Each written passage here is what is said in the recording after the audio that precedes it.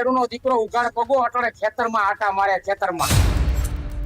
આના કરતા તો જેથી મનમોહન સિંહની સરકાર હતી તેથી ખેડૂત સુખી હતા. અણઆવડતના કારણે આ ગુજરાતની સરકાર અને કેન્દ્રની સરકાર દ્વારા અણધાર્યો નિર્ણય લીધેલો હોય. અત્યારે બપોર થઈ ગયા છતાં 1 લીટર પેટ્રોલ ડીઝલ હાથમાં આવ્યું નહીં. ઘઉં વાળા એમને પડ્યા છે ખેડવા કેવી રીતે ડીઝલ વગર. હું સવારના 8 વાગ્યાનો લાઈનમાં ઉભો છું. આજે અત્યારે 12:30 વાગ્યા પણ મને હજી ડીઝલ મળ્યું નથી. રાત્રિના સમયથી અત્યારે 12 વાગ્યા બપોરના 1 વાગ્યા સુધી લાઈનમાં ઉભા છે. સ્વર્ગ અમરસિંહભાઈ ચૌધરી ગુજરાતના મુખ્યમંત્રી હતા તેથી આ ગુજરાત સુખી હતું. અત્યારના આ કોઈ પણ ધ્યાન દે એમ નથી આ સરકાર. આ સરકારની આંખો ઉગાડો, નકર આ સરકાર તાનાશાહ સરકાર, બેરી મૂંગી સરકાર ક્યારેય નિંદ્રામાંથી ઉઠશે નહીં. મારી માંગ તો એ જ છે સાહેબ કે બધાને જરૂરી પ્રમાણે જેટલું જોતું એટલું ડીઝલ મળે પણ સંગ્રહ ના કરે કોઈ. આખો વિડીયો જોતા પહેલા હજુ પણ અમારી ચેનલને સબસ્ક્રાઇબ નથી કરી તો યુટ્યુબ પર સબસ્ક્રાઇબ કરો અને ફેસબુક અને ઇન્સ્ટાગ્રામ પર ફોલો કરો.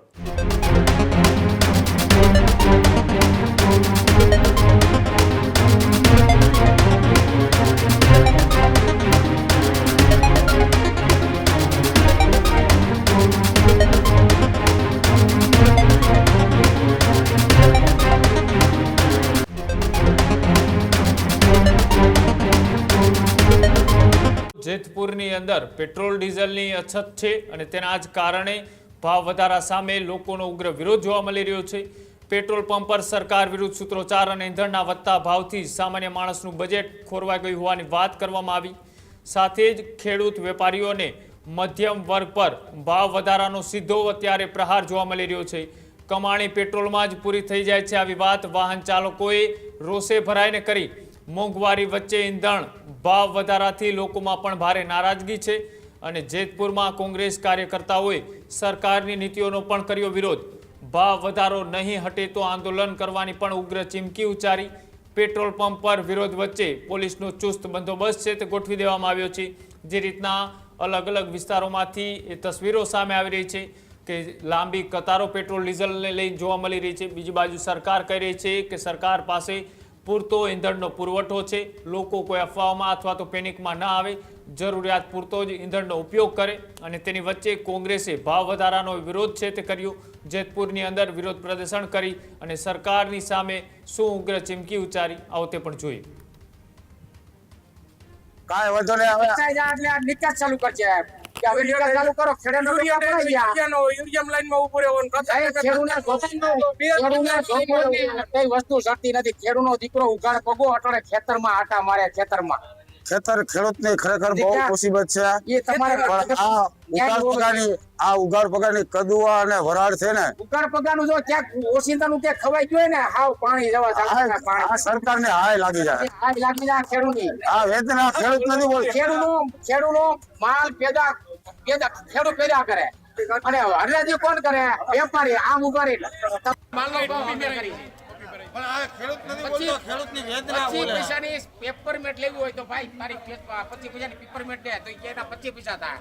અમારો માલ કોનાનો હોય તો કથી નો થઈ જાય. ભંગાર 25 રૂપિયા વેચાય, ઘઉં 20 રૂપિયા વેચાય. વિચાર તો કરો. હું આજે સવારથી લાઈનમાં બેઠલા પંપે હતો તો અત્યારે બપોર થઈ ગયા છતાં 1 લીટર પેટ્રોલ ડીઝલ હાથમાં આવ્યું નહીં. આના કરતા તો જેથી મનમોહન સિંહની સરકાર હતી તેથી ખેડૂત સુખી હતા અને અમરસિંહભાઈ ચૌધરી, સ્વર્ગ અમરસિંહભાઈ ચૌધરી ગુજરાતના મુખ્યમંત્રી હતા તેથી આ ગુજરાત સુખી હતું. અત્યારના આ કોઈ પણ ધ્યાન દે એમ નથી આ સરકાર. અત્યારે ખેતરમાં શું તકલીફ થાય ખેડૂતોને? શું તકલીફ? ખેડૂતોને અત્યારે ડીઝલ વગરની ખેડ એમને પડી છે. ઘઉં વાળા એમને પડ્યા છે ખેડવા કેવી રીતે ડીઝલ વગર. ભાડે ટ્રેક્ટર કોઈ આવતા નથી. ડીઝલ એને હોય તો ખેતરમાં ભાડું કરવા આવે. ખૂબ ડીઝલના કારણે અટાણે મોટી હાલાકી છે. તમારી માંગ? અમારી માંગ તો એ છે કે પૂરતો ડીઝલનો જથ્થો ખેડૂતને મળે.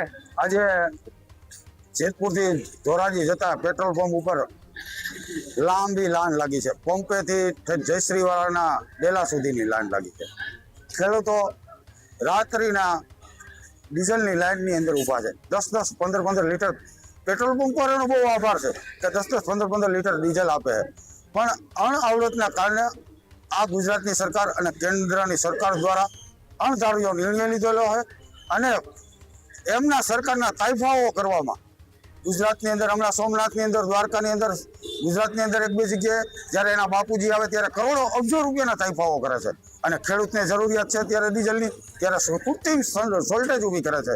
તો આ શોર્ટેજને કારણે આજે ખેડૂતો ઉગાડ પગાવો રાત્રિના સમયથી અત્યારે 12 વાગ્યા બપોરના 1 વાગ્યા સુધી લાઇનમાં ઊભા છે, 10 લીટર ડીઝલની લાઇનમાં ઊભા છે.